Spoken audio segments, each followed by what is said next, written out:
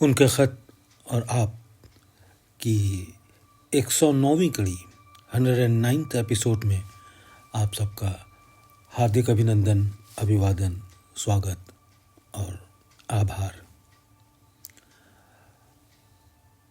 तारीख़ 30 जुलाई साल 1962, जुलाई 30, 1962। प्रिय भाई, तूला उम्र हो, आपकी उम्र लंबी हो। आपका मुसर्रतनामा आया। मुसर्रत कहते हैं खुशी को, खुशी भरा पत्र। आपका मुसर्रतनामा आया।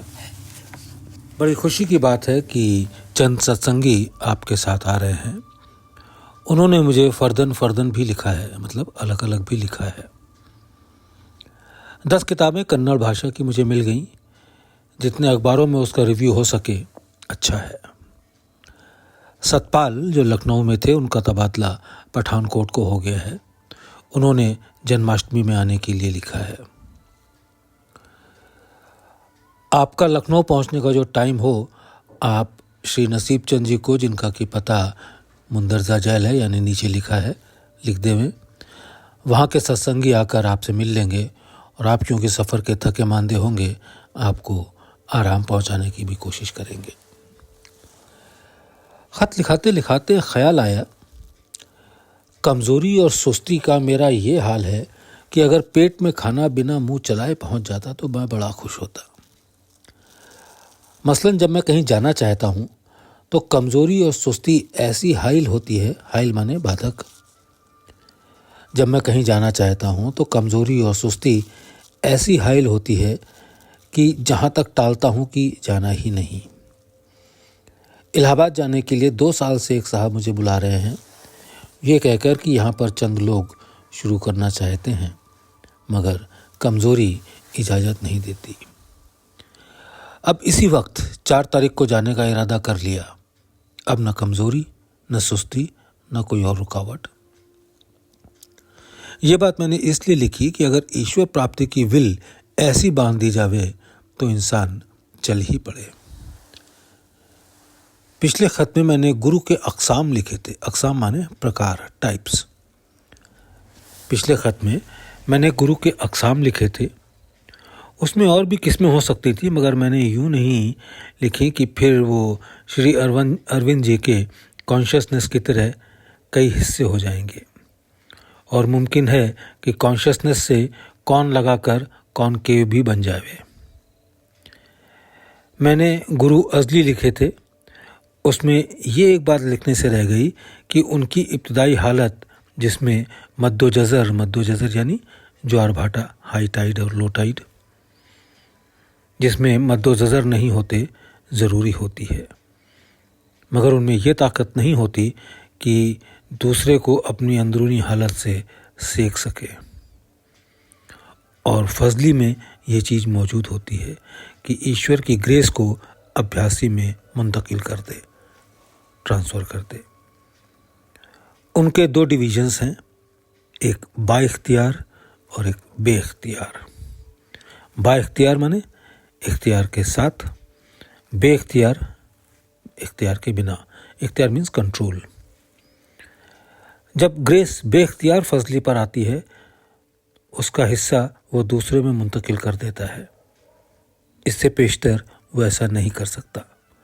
और जो बाइख्तियार होते हैं, वो जिस वक्त चाहें उसकी ग्रेस को लाकर दूसरे में मुंतकिल कर दें। अपने सहज मार्ग में हर अभ्यासी बाइख्तियार होता है, इसलिए कि सिस्टम ऑफ ट्रेनिंग ऐसा ही है।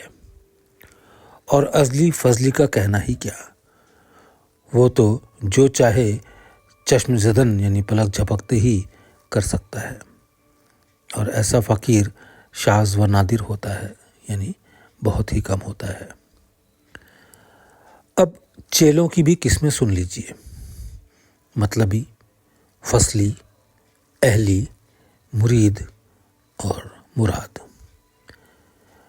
मतलबी चेले वो हैं कि उन्हें कहीं से मालूम हो गया कि फलाना आदमी महात्मा और खुदा परस्त है, तो ये जानकर कि उनके सत्संग में शामिल होकर काम अच्छा बनेगा, वैसे ये दुनियादार के अगराज से ताल्लुक़ रखने वाले काम नहीं करेंगे। बस सत्संग में शामिल हो गए सिर्फ काम बनाने की गरज से, और फिर खुशामद दरामद से काम बना लिया। अगर काम बन गया तो वो रेंग गए, यानी निकल गए, और अगर ना बना तो भी छोड़कर चले गए। उनको मेहनत और लगाव से वास्ता नहीं है। फसली वो हैं कि जब कभी मौसम की खुशगवारी से दिल में कुछ उमंग आ गई तो चले आए, या किसी दिन पूजा में बैठ लिए। दिली लगाव बिल्कुल नहीं। और अहली वो हैं जिनमें आला किस्म का पूजा का संस्कार तो मौजूद है। आला मतलब अच्छी क्वालिटी का, अच्छा आला पूजा का संस्कार तो मौजूद है, और वो चाहते हैं कि पूजा करें और जारी रखते हैं, और उन्हीं में से तरक्की करके मुरीद की हालत पर आ जाते हैं। मुरीद यानी शिष्य। और कुछ ऐसे भी हैं जो शुरू से ही मुरीद की हालत लेकर चलते हैं। मुरीद वो है जिसको गुरु से बेहद मोहब्बत हो और हर वक्त उससे संबंधित रहे, कनेक्टेड रहे, और उनमें हर खूबी मौजूद होती है जो एक चेले में होनी चाहिए। अब मुरीदों में से एक आध शेरदिल ऐसे भी निकलते हैं जो मुराद की हैसियत ले लेते हैं। मुराद की हैसियत ये है कि गुरु का वो ऑब्जेक्ट ऑफ लव बन जाते हैं, यानी उसकी नज़र इसी पर रहती है। दूसरे मायनों में कि जैसे मकसद पर इंसान की निगाह रहती है, वैसे ही गुरु की निगाह उस पर रहती है। इसको मतलूब या माशूक भी कह सकते हैं, और ऐसे लोग शाज़ व नादिर ही पाए जाते हैं, रेयर। इस ज़माने में मुरीद मुश्किल से मिलते हैं, और इसी तरह गुरु भी मुश्किल से। किबला लाला जी साहब ने मुझे ख़त में लिखा था कि इस ज़माने में मुरीद खाल खाल नज़र आते हैं और मुराद शाज़ व नादिर। मैंने चंद अक़साम गुरु और चेला की कायम करके हर एक बात वाज़ेह कर दी, क्लियर कर दी। मुमकिन है कि लोगों को समझाने और लेक्चर देने में मदद हो। बच्चों को दुआ गो रामचंद्र।